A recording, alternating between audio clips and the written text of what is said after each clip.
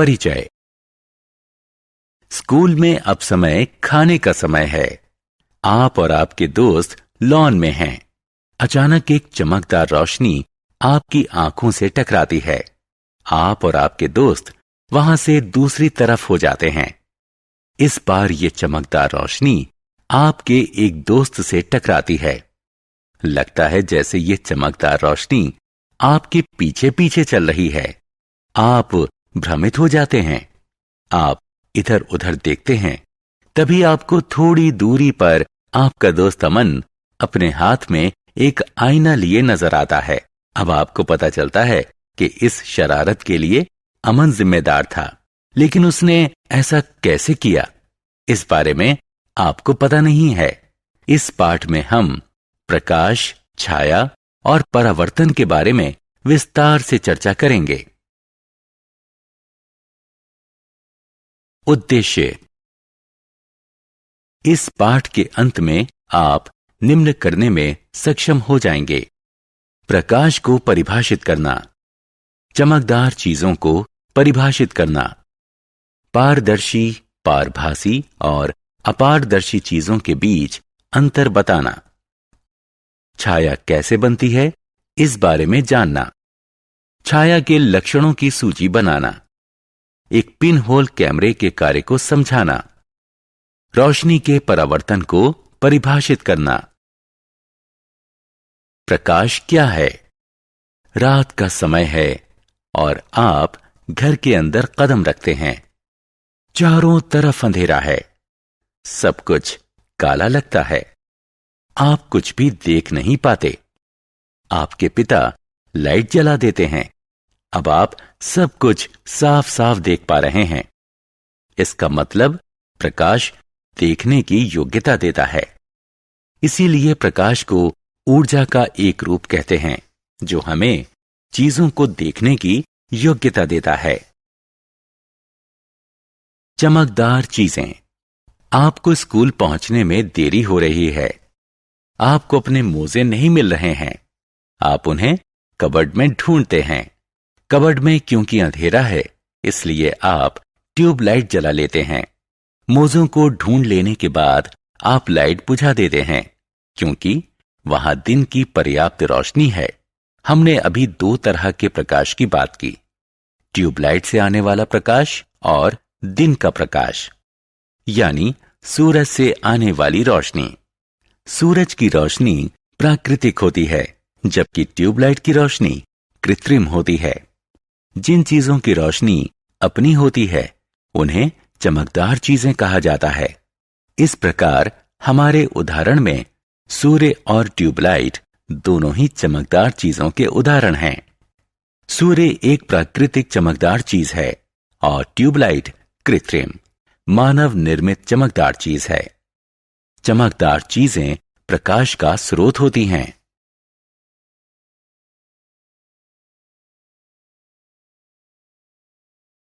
पारदर्शी, अपारदर्शी और पारभासी चीजें। चीजों को पारदर्शी, पारभासी या अपारदर्शी इस आधार पर कहा जाता है जिस तरह वे प्रकाश के साथ पेश आती हैं। जिन चीजों में से प्रकाश आर पार गुजर जाता है, उन्हें पारदर्शी चीजें कहा जाता है। किसी पारदर्शी चीज में से उस पर पड़ने वाला अधिकतर प्रकाश दूसरी ओर निकल जाता है, इसलिए हम उनके आर पार देख सकते हैं।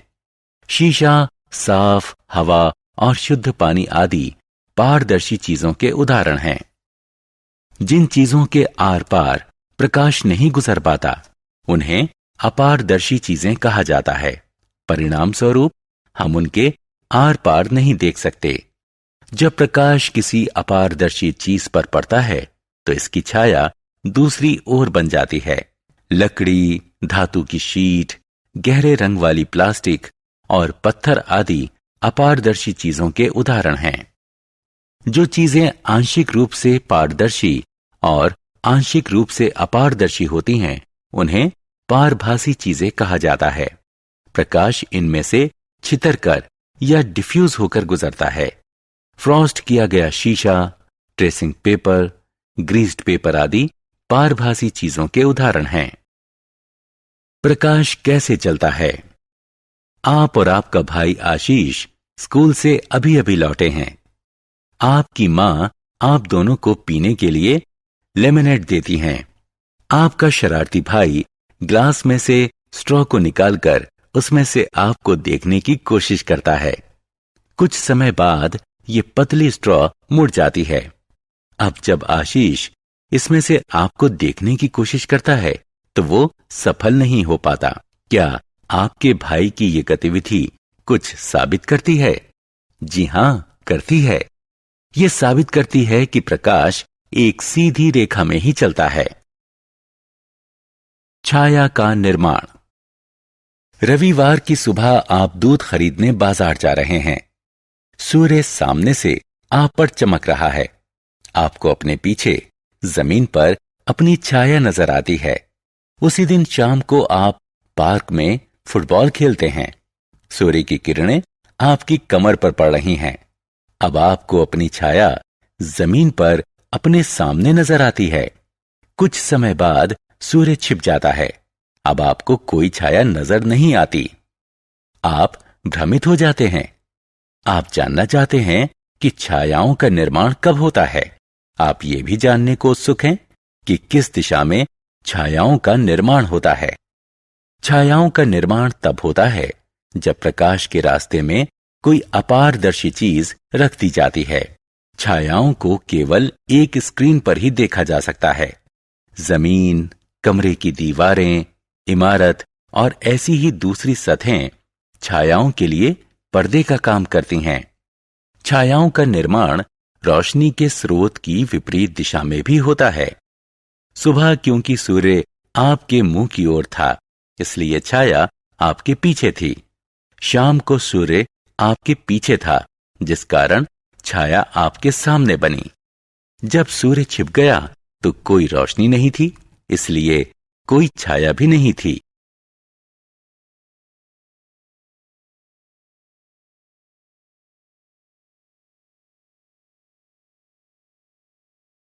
छायाओं के लक्षण। आपने अभी छायाओं के बारे में कुछ दिलचस्प तथ्यों को जाना। आइए अब छायाओं के कुछ महत्वपूर्ण लक्षणों की लिस्ट बनाएं। छाया का निर्माण तब होता है जब प्रकाश किसी अपारदर्शी चीज पर पड़ता है। छाया का निर्माण उस दिशा में होता है जो प्रकाश के स्रोत के विपरीत होती है। छाया की बाहरी आकृति चीज की बाहरी आकृति से मेल खाती है। प्रकाश जितना चमकदार होगा, छाया उतनी ही घनी होगी। प्रकाश या चीज का रंग कुछ भी क्यों ना हो, छायाएं हमेशा गहरे रंग की होती हैं। प्रकाश का स्रोत किसी चीज के जितना नजदीक होगा, छाया उतनी ही बड़ी होगी। प्रकाश का स्रोत चीज से जितना दूर होगा, छाया उतनी ही छोटी होगी।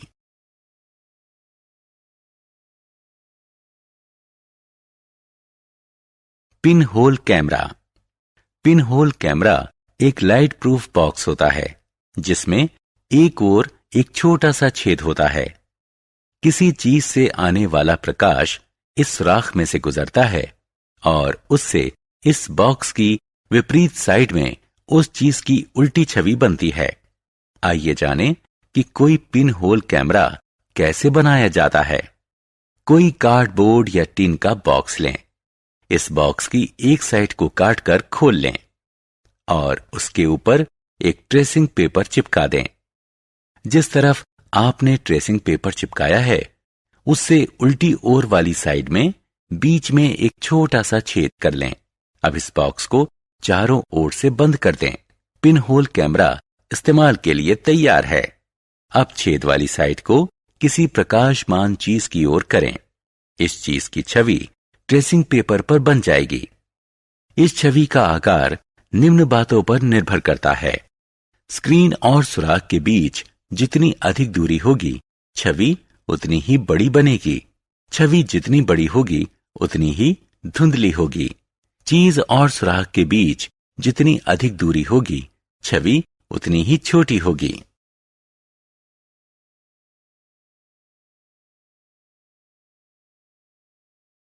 परावर्तन।